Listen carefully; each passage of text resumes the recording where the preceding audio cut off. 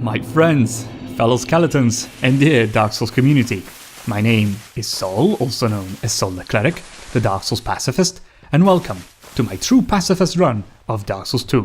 A full Dark Souls 2 playthrough that is going to be completed offline, without directly killing or even damaging a single enemy, boss, or NPC. For those of you who are not familiar with my pacifist runs, well, welcome to my humble channel, and for those of you who followed me religiously in my crazy journey through Dark Souls 1 without killing anything, well, welcome back, guys. So, immediately after completing my original pacifist run of Dark Souls 1, I started to plan a pacifist route through Dark Souls 2, Scholar of the First Sin, but sadly enough, after looking at other players' attempts online, including the hilarious Ostava's attempt that I also really recommend watching if you still didn't, I quickly came to the realization that to complete such a challenge run in Scholar, I'd absolutely have to make multiple exceptions to the most important rule of all, that is, thou shalt not kill. And if you know me well enough, that was absolutely unacceptable to me. So, after lots of research, training, and glitch hunting, I finally found a way to get through the game without directly killing or damaging absolutely anything. But the game we're talking about here is not gonna be Scholar of the First Sin, but instead the vanilla DirectX 9 version of the game that came out a year before that, specifically version 1.02, the best and most broken version of all. This means that whenever the game will try to force us to kill stuff in order to proceed, using multiple glitches and sequence breaks, instead of breaking the rules of this pacifist run, we'll just break the game instead. In fact, as Dark Souls 2 Vanilla doesn't have as many NPC summons as Scholar, I'll definitely have to make use of the numerous glitches that are still present in this old patch version in order to overcome this big limitation, especially in the second half of the game. So, my first objective now is to get to Majula, to acquire the binoculars. But what use can I get for such a useless item, you say? Well, just wait and see. In the meantime, welcome to the little coastal town of Majula.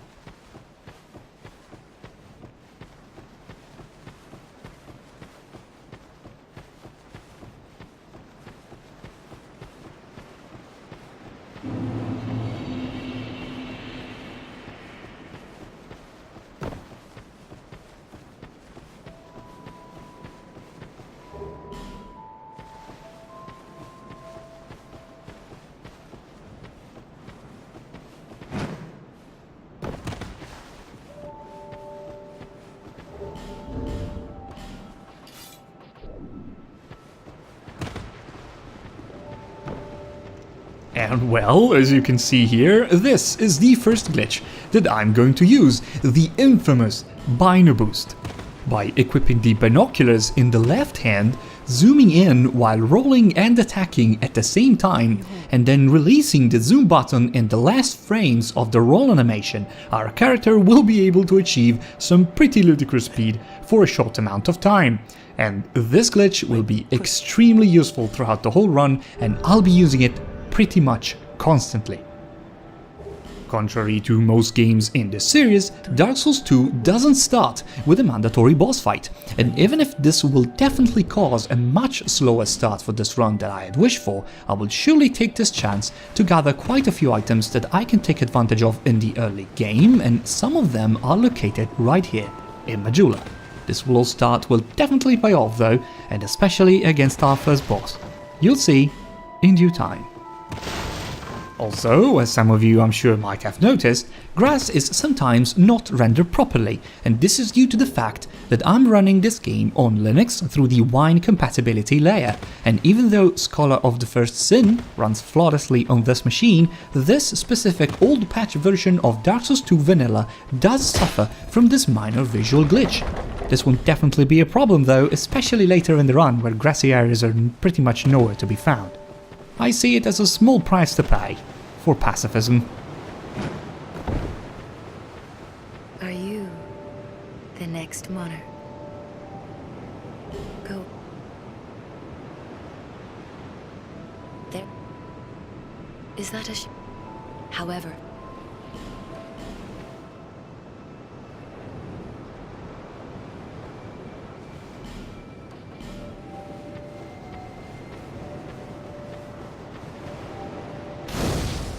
The next step now is to acquire another peculiar item that will prove to be extremely useful, especially in the first half of the game. And if you were paying attention during the character creation screen, you might have noticed that I chose a petrified something as my starting gift.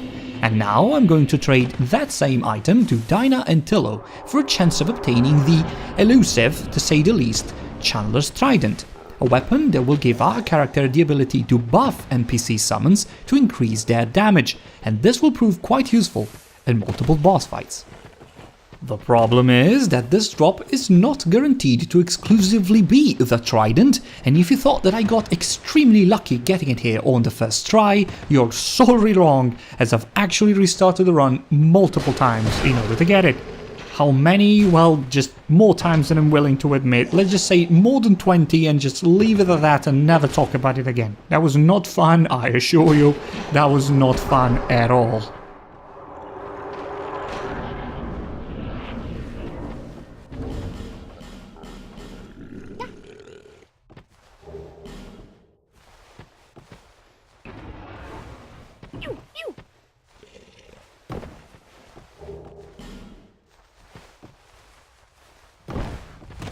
That was a scary jump, but there's another crucial item here that I absolutely cannot afford to leave behind. Amber Herbs. Unlike Dark Souls 1, Dark Souls 2 gives us the chance to collect items that can restore our spellcasts, and without sitting at a bonfire, so I'll have to get as many of these as I can.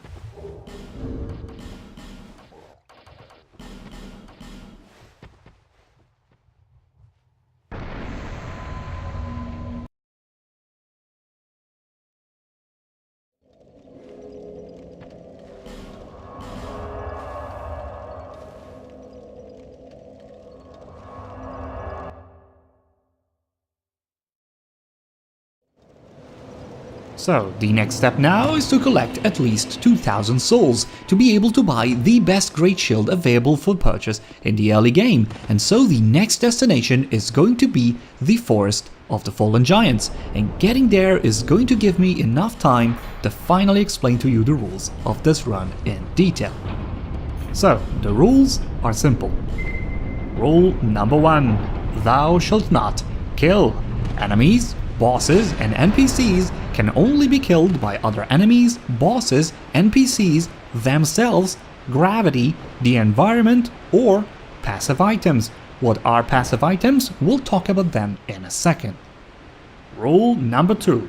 Dealing direct damage is also absolutely forbidden. Any kind of attack, spell, or consumable item that deals damage cannot be used to harm any enemy, boss, or NPC. Also, pushing people off a cliff with spells like Force, Shockwave, a Kick, or should I say Guard Break, is not allowed. In addition to this, the use of poison is strictly forbidden, so no butterfly set, guys, that's for sure. Also, directly triggering traps like explosive barrels or ballistas to kill enemies is also against the rules. The only passive items that can inflict indirect damage are the Old Sun Ring and the Ring of Thorns, and as these two items only have a small chance of activating if our character is hit by an enemy beforehand, they're going to be allowed in this run. And last but not least, rule number 3, this run will be offline only, so I won't be able to summon other human players to help me at all.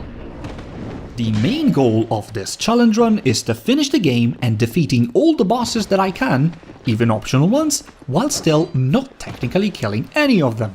Also, it should be pretty obvious from the start, but just to make it clear, even if I'll be keeping track of the in-game timer, this is not a speedrun. It's a Let's Play challenge series, and this time, as it's going to be much more technical than my last one, I decided that yes, this time it's going to be mostly commentated.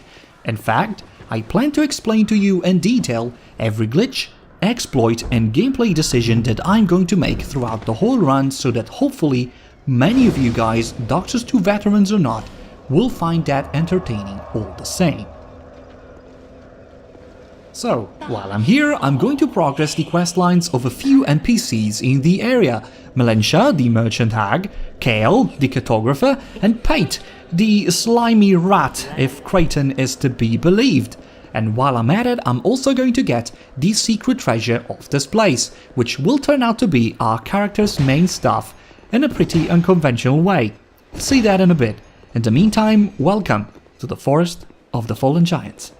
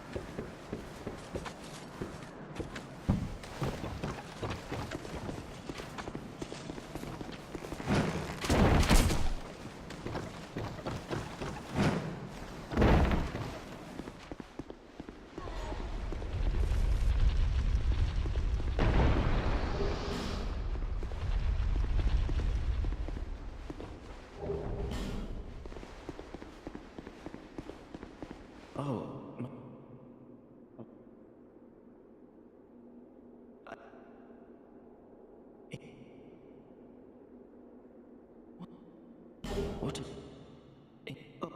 Ike, son, I'll be...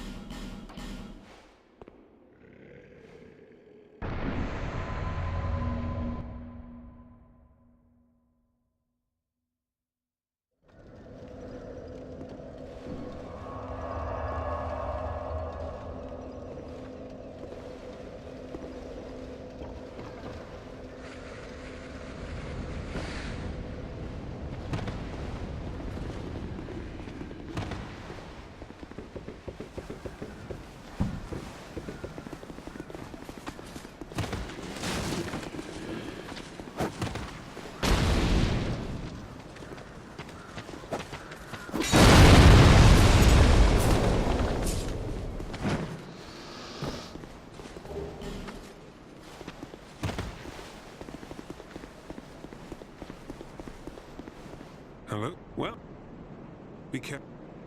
Oh, yeah. Liz, I was with the rock. I'll leave this.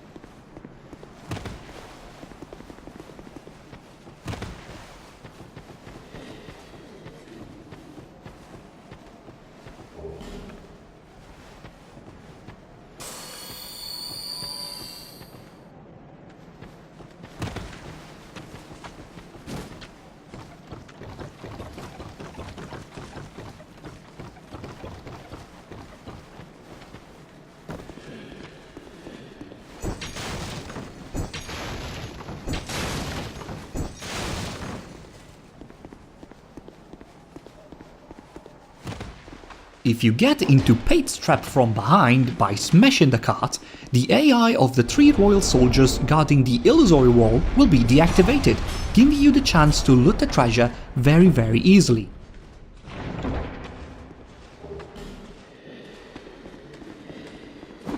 To progress Pate's questline though, I'll still have to step into their AI's activation area anyway, so I'll have to go through this place once more before speaking with Pate again.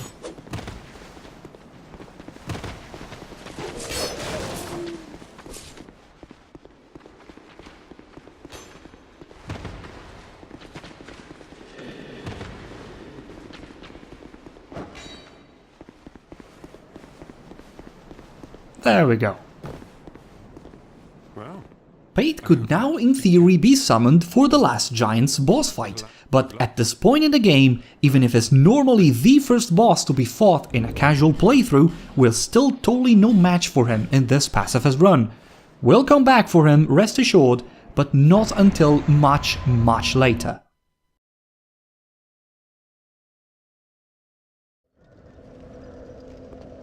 So, now that I've collected enough souls, I can finally go back to Majula to upgrade my Estus flask a bit more, and more importantly, to meet Moglin, the useless piece. I mean, the armorer. Yes, the armorer.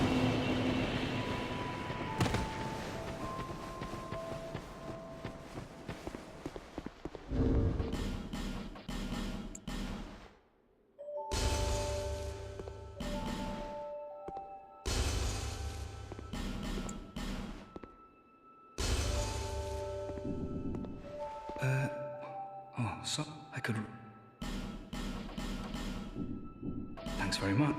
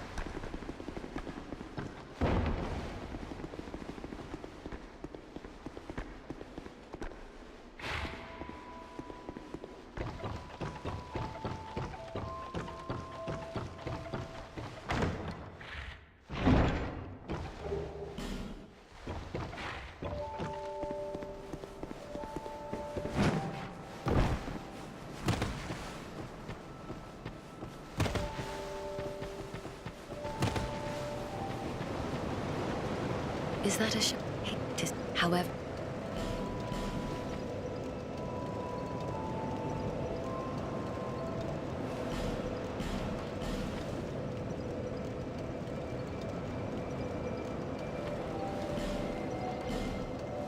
Well then, now that we purchased the Twin Dragon Great Shield and looted some treasure in Kale's mansion, we can finally head to our next destination, which is Hyde's Tower of Flame. This also means that this rather slow introductory episode is also unfortunately coming to an end, but now that we've finished our early game preparations, rest assured that shit's going to get real intense and real quick. In the next episode, we'll meet an old friend and also the first boss of this run, a quite rusty but still a deadly dangerous fellow, the old Dragon's Lair. This crazy pacifist journey through Dark Souls 2 has just begun, and I really hope you guys will love to see the rest, as I've loved to play through it. So, see you guys in episode 2. This is SolTheCleric. Peace out.